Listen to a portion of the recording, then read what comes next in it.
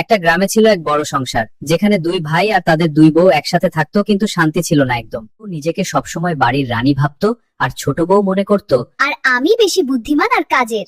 সকালে সূর্য ওঠার আগেই দুইজনের ঝগড়া শুরু হয়ে যেত, যেন এটাই তাদের দিনের প্রথম কাজ। একদিন বড় বউ বলল, আজ রান্না আমি করব। তখনই ছোট বউ বলল, না, তুমি তো সবসময় নষ্ট করো।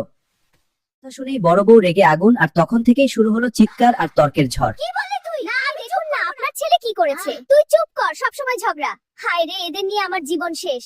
চুপচাপ বসে থাকতো, কারণ তারা জানতো মাঝে পড়লে নিজেরাই বিপদে পড়বে। একদিন লবণ বেশি হওয়া নিয়ে এমন ঝগড়া লাগলো যে পুরো পাড়া জড়ো হয়ে গেল দেখতে। আমি কি করব? এত বাত সবার কাছে বলল তুমি ইচ্ছা করে নষ্ট করো। বড় বউ বলল, তুই তো কিছুই জানিস না। সবাই হাসছে। আমি কি করলাম? তুমিই তো চিৎকার শুরু করলে। দেখলে, গ্রামের লোকের মজা হয়েছে। নতুন নতুন কারণে ঝগড়া হতো, কখনো কাপড় ধোয়া, কখনো ঘর পরিষ্কার নিয়ে। আমার দোষ সব সময়। ছোট বউ বড় বউয়ের লুকিয়ে রাখা মিষ্টি খেয়ে ফেললো, আর শুরু হলো। বড় বউ চিৎকার করে বলল, আমার জিনিসে হাত দিবি কেন? ছোট বউ বলল, আমি তো কিছুই করিনি। তুই চুরি করেছিস। না, আমি করিনি। আমি সব দেখেছি। চোর কোথাকার, তুই মিথ্যা বলছিস। শাশুড়ি তখন দুজনকে থামাতে এসে নিজেই বোকা খেয়ে চলে গেল। আপনি এর মধ্যে নাক গলাতে আসছেন কেন? মানুষ বলতো, এই বাড়িতে নাটক চলেই প্রতিদিন। হ্যাঁ, রোজ একটা না একটা কিছু হয়। সত্যি ঝগড়া ছাড়া এই বাড়ি যেন একদম নীরব লাগে। এই, তুই আবার কেন এসেছিস এখানে? হ্যাঁ, গ্রামের মোড়ল এসে বলল, এভাবে চললে কিন্তু সমস্যা হবে। কিন্তু তার কথা শুনেও দুই বউ থামলো না, বরং আবার নতুন করে ঝগড়া শুরু করলো। আমি বলছি সেই শুরু করেছে। মিথ্যা কথা। হতাশ হয়ে বলল, এদের আর কেউ ঠিক করতে পারবে না। একদিন পানি তোলার সময় কে আগে যাবে তা নিয়ে বড় ঝামেলা বাঁধলো। আমি আগে যাব। না, আমি আগে যাব। এটা অন্যায়। ছোট বউ বলল, আমি আগে এসেছি। আমি আগে এসেছি। বড় বউ বলল, আমি বড়, আমি আগে যাব। এভাবে ছোট ছোট বিষয় বড় ঝগড়ায় রূপ নিত প্রতিদিন। তুই কেন এমন করলি? আমি কিছু। সবাই ঠিক করলো তারা আলাদা হয়ে যাবে এই ঝগড়ার জন্য। এভাবে আর চলবে না, আমরা আলাদা। হ্যাঁ, তুই ঠিক বলেছিস, এই ঝগড়া থামানোর এটাই শাশুড়ি কেঁদে বলল, তোমরা গেলে আমি একা হয়ে যাব। আবার একসাথে থাকার সিদ্ধান্ত নিল, কিন্তু ঝগড়া বন্ধ হলো না। এবার একসাথে থাকবো, ঝগড়া করব না। ঠিক আছে মা, চেষ্টা করি। কিন্তু তুই আগে থাক। ছোট বউ অসুস্থ হয়ে পড়ল। সে বিছানায় শুয়ে কাতরাচ্ছিল, তার মুখে যন্ত্রণার। বড় বউ একটু চিন্তিত হয়ে তার পাশে গিয়ে বসলো। সে তার মাথায় হাত রাখলো এবং ওষুধ সে খাওয়ালো। বলল, তুই ঠিক আছিস তো ছোট বউ? তুই ঠিক আছিস তো ছোট বউ? এই প্রথমবার বড় বউ তাকে ভালোভাবে কথা বলল। বৌদি, তুমি কেমন আছো? ভালো আছি। তুমি এত ভালো। ও বলল, তুমি আমাকে এতদিন ঘৃণা করো কেন? বড় বউ একটু চুপ থেকে বলল, আমি ভাবতাম তুই আমার জায়গা নিতে চাইছিস। না। বউ হেসে বলল, না, আমি শুধু নিজের মতো থাকতে চেয়েছি। কথাগুলো তাদের মধ্যে নতুন একটা অনুভূতি তৈরি করলো। তোমার কথা শুনে আমার মনটা অন্যরকম লাগছে। আমারও। এটা একটা আর তারা ঝগড়া ছাড়া কথা বলল। আজ আমরা ঝগড়া না করে কথা বলি। হ্যাঁ, তুই ঠিক বলেছিস। এভাবেই থাকা। প্রথমবারের মতো দুই বউ ঝগড়া ছাড়া একসাথে উঠানে কাজ করতে শুরু করলো। চারপাশে ছিল এক অদ্ভুত শান্ত পরিবেশ। ছোট বউ, তুই ঠিকমতো ঘুমিয়েছিস তো? হ্যাঁ বড় বউ, একটু অবাক হলেও ঘুম ভালোই হয়েছে। রান্নাঘরে গিয়ে তারা একসাথে রান্না শুরু করলো, আর আগের মতো কোনো তর্ক বা রাগ ছিল না তাদের মাঝে। শাশুড়ি দূর থেকে এই পরিবর্তন দেখে অবাক হয়ে গেল, তার চোখে আনন্দের ছাপ ফুটে উঠল। দুই ভাইও এই দৃশ্য দেখে অবাক হয়ে একে অপরের দিকে তাকিয়ে হাসতে লাগলো। একসাথে বসে তারা খাওয়ার আয়োজন করলো, যেন পুরো বাড়িতে নতুন করে শান্তি ফিরে এসেছে। পাড়ার লোকজন অবাক হয়ে বলল, আজ এই বাড়ি থেকে কোনো ঝগড়ার শব্দ আসছে না। শান্ত। আজকের রোদটা কি সুন্দর। কাপড় শুকানোর এরকম দিন পেলে মনেই হয় না কাজ করতে। ছোট বউকে কাজে সাহায্য করলো, যা আগে কখনো হয়নি এই বাড়িতে। চল কাপড়গুলো তুলি। হ্যাঁ, চল। দুজন একসাথে বসে হেসে উঠলো, আর সেই হাসিতে মিলিয়ে গেল পুরনো সব ঝগড়া। ভোরের আলোতে তারা একসাথে উঠান পরিষ্কার করলো, যেন নতুন দিনের শুরু। হ্যাঁ, নতুন দিন শুরু। তারা হাসতে হাসতে কাজ করছিল, আর বাড়ির পরিবেশ হয়ে উঠেছিল আনন্দময়। হ্যাঁ, সবাই খুব মজা। খুশি হয়ে তাদের আশীর্বাদ করলো, তার চোখে আনন্দের জল ছিল।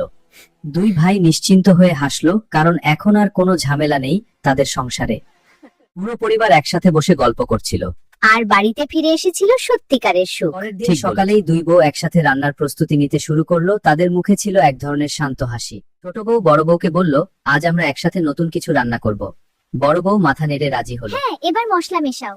হ্যাঁ, সুগন্ধটা রান্না করছিল, আর পুরো ঘরে ছড়িয়ে পড়েছিল। শাশুড়ি এসে তাদের রান্না দেখে খুশি হয়ে বলল, আজ খাবার নিশ্চয়ই খুব ভালো হবে। ভাই খাওয়ার টেবিলে বসে অপেক্ষা করছিল, তাদের মুখে ছিল আগ্রহ আর আনন্দ। দেখো কি সুন্দর খাবার। হ্যাঁ, খুব সত্যিকারের সঙ্গী। খাবার পরিবেশন করার সময় তারা একে অপরকে সাহায্য করে একসাথে বসে খেতে লাগলো, আর আজকের খাবার যেন আগের থেকে অনেক বেশি সুস্বাদু লাগছিল। খাওয়ার পর সবাই দুই বউয়ের প্রশংসা করলো। আর তারা লজ্জা পেয়ে হাসতে লাগলো। পাড়ার লোকজনও শুনলো এই পরিবর্তনের কথা, আর তারা অবাক হয়ে গেল। এ কি কথা? অবাক একসাথে ঘরের কাজ ভাগ করে নিল, যাতে কারো উপর বেশি চাপ না হ্যাঁ পড়ে। তুই রান্নাটা কর, আমি বাসন তারা মাজবো। একে অপরের কথা বুঝতে শিখলো, আর ছোট ছোট বিষয় নিয়ে আর ঝগড়া করতো না।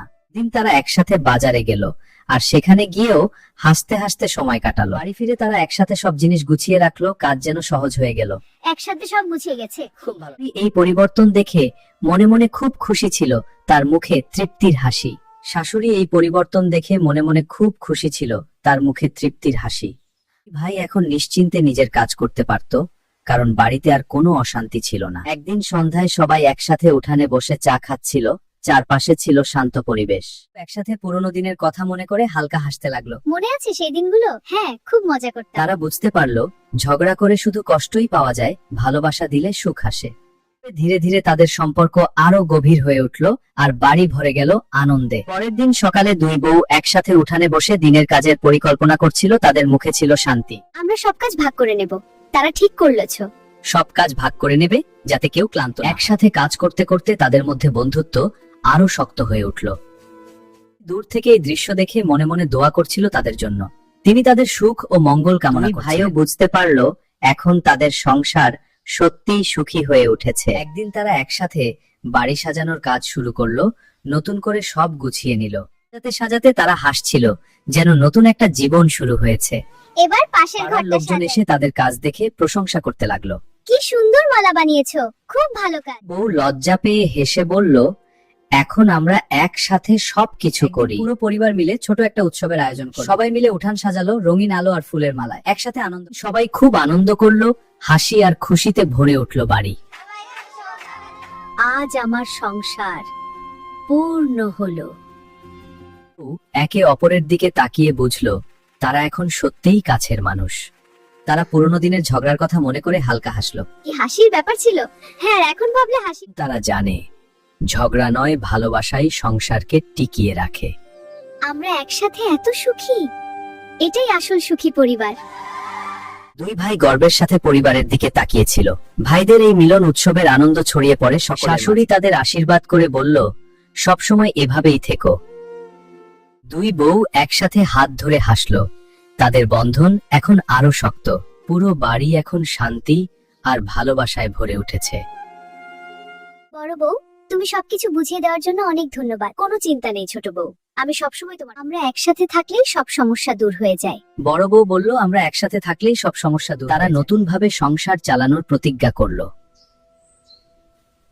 সবাই। হ্যাঁ দিদি, এটা আমাদের গ্রামের জন্য একটা বড় শিক্ষা। হ্যাঁ, এই গল্প গ্রামের সবার জন্য একটি শিক্ষা। সবাই বলল, মিলেমিশে থাকলেই সংসারে সুখ আসে। ঝগড়া থেকে ভালোবাসায় বদলে গেল তাদের পুরো জীবন। আমরা এরকম করছি কেন? আমি দুঃখ, একসাথে সবকিছু ভাগ করে নে। হ্যাঁ, সবাই মিলে ভাগ করে। ধন্যবাদ মা। একসাথে ভাগ করে নেওয়া। বাড়ির প্রতিটা কোণায় এখন শুধু সুখের ছোঁয়া, শিক্ষার আলো আর ভালোবাসা ছড়িয়ে পড়ছে। সকল শব্দে ভরে থাকে পুরো সংসার। এই খাবারগুলো কি সুন্দর, একসাথে খাও। খুব ভালো। এইভাবেই দুই বউয়ের ঝগড়ার গল্প শেষ হলো ভালোবাসার জয়ে।